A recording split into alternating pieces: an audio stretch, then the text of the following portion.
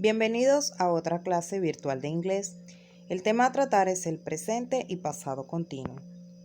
El tiempo presente continuo sirve para expresar una acción que aún se está desarrollando o que se desarrolla en un tiempo determinado. El tiempo presente continuo también se conoce como presente progresivo.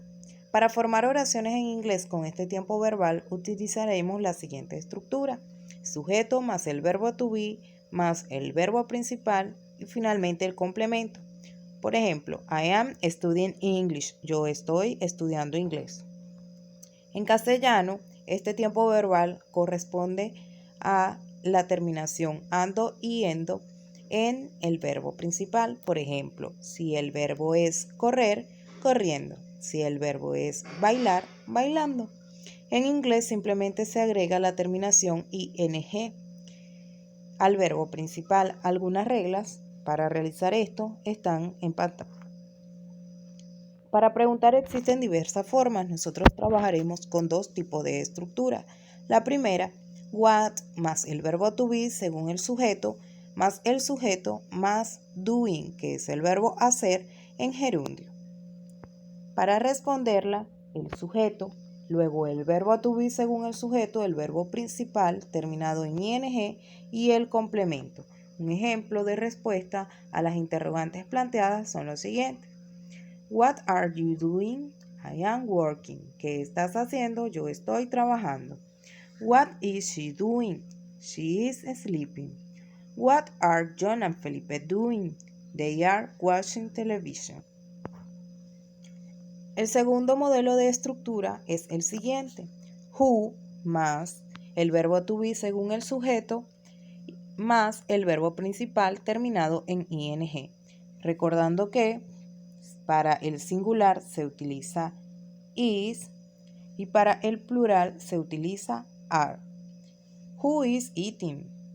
Who are reading? Who is dancing? Para responder, el sujeto, luego el verbo to be según el sujeto utilizado, más el verbo principal terminado en ing y finalmente el complemento. Las respuestas a las preguntas anteriores son las siguientes. Carla is eating right now. Anna and Teresa are reading. He is dancing. El tiempo verbal, conocido como el pasado continuo o pasado progresivo, en inglés no varía su forma de estructurar las preguntas o las oraciones. Simplemente se modifica el verbo to be de presente a pasado. Ejemplo, Mary is walking in the park. Cambiaría is por was. Mary was walking in the park. Who are swimming? They are swimming. Cambiaría are por were. Who were swimming? They were swimming. Se proporciona una lista de verbos en gerundio, es decir, con la terminación ing, y en infinitivo sin conjugar. Igualmente, la traducción. A modo de refuerzo se proporcionan las siguientes tablas donde se especifica la conjugación del verbo to be tanto en tiempo presente como en tiempo pasado, adicional de la pronunciación y la traducción.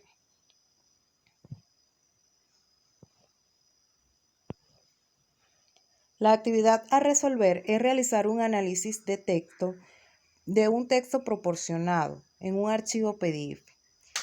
Allí deben resolver las interrogantes planteadas de forma ordenada y pulcra, cumpliendo con los aspectos formales de la escritura. Esto es muy importante, ya que por cada 5 errores ortográficos se restará un punto. La resolución de los ejercicios tiene un valor de 17 puntos, la presentación 1 punto y la responsabilidad y puntualidad 2 puntos. Les deseo mucho éxito.